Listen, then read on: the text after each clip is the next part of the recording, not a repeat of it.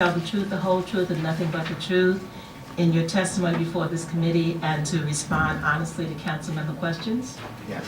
Thank you. You may begin.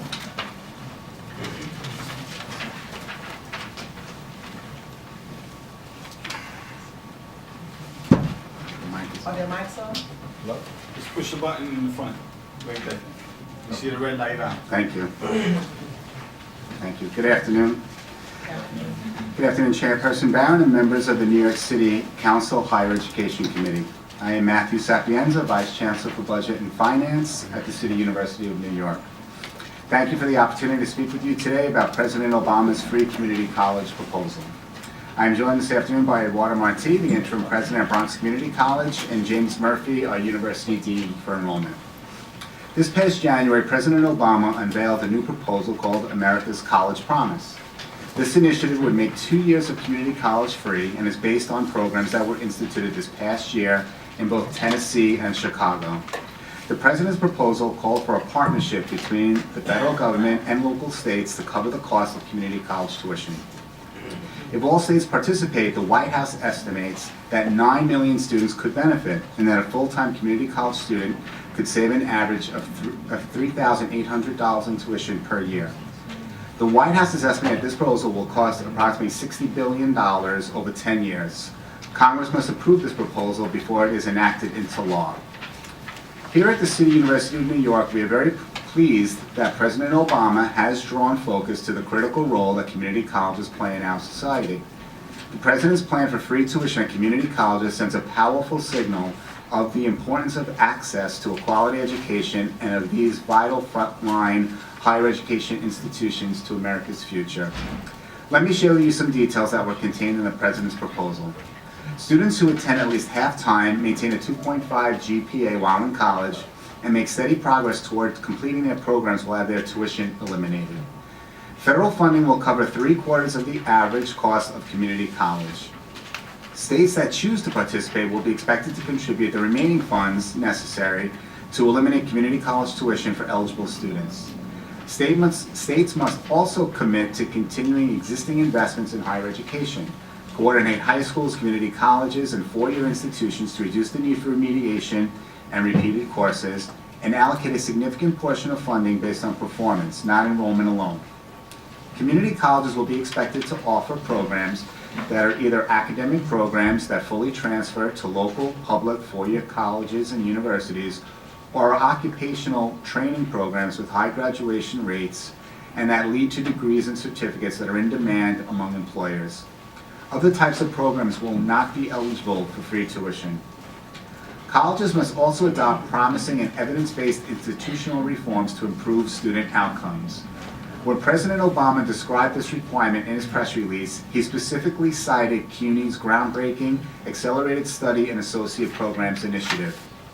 The President called on other community colleges to adopt programs such as, and I'm quoting the President, such as the effective Accelerated Study and Associate Programs at the City University of New York, which waive tuition, help students pay for books and transit costs, and provide academic advising and supportive scheduling programs to better meet the needs of participating students, resulting in greater gains in college persistence and degree completion.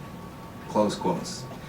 ASAP was an innovation that took some time to develop, but has proved its worth beyond our most optimistic expectations.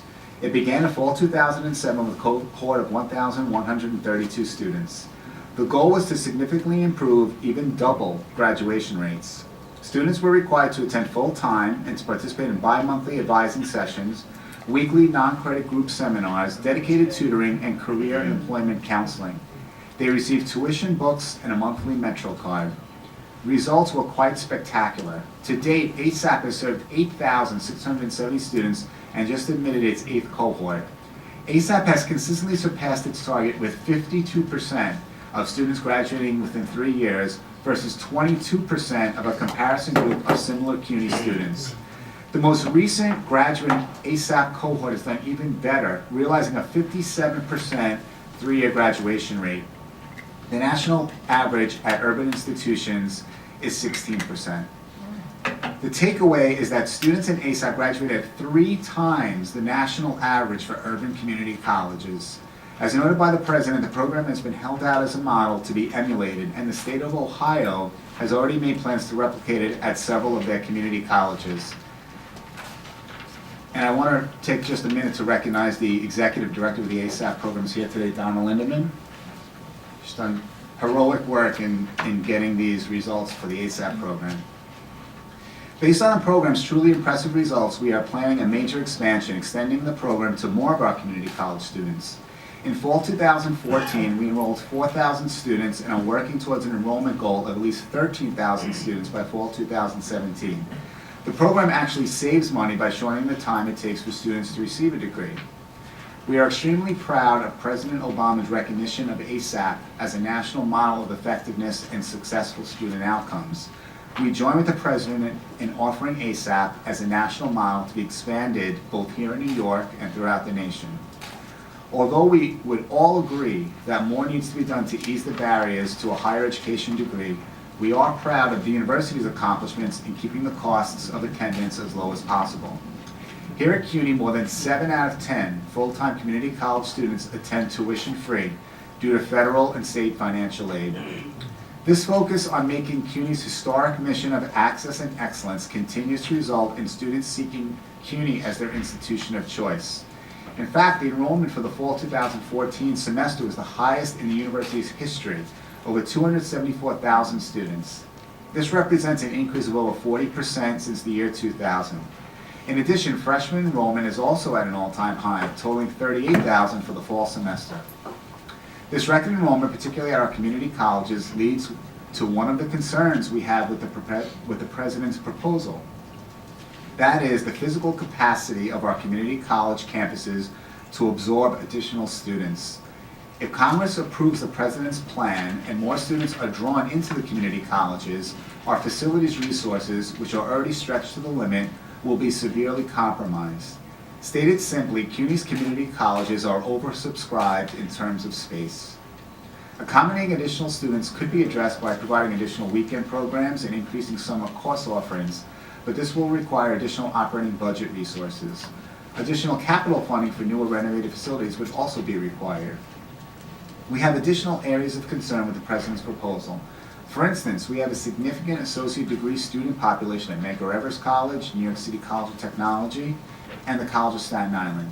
It is unclear if the America's College Promise Initiative would extend to these associate degree students at our senior colleges. University Dean Murphy will be outlining these, as well as further questions and concerns about the President's plan in his testimony. Chairperson Barron and committee members, we are grateful for your constant leadership in ensuring that a high-quality and accessible CUNY continues to be a mandate for a successful and progressive city. We look forward to working with you to uphold that commitment. I would now like to ask Interim President Eduardo Marti to provide his testimony.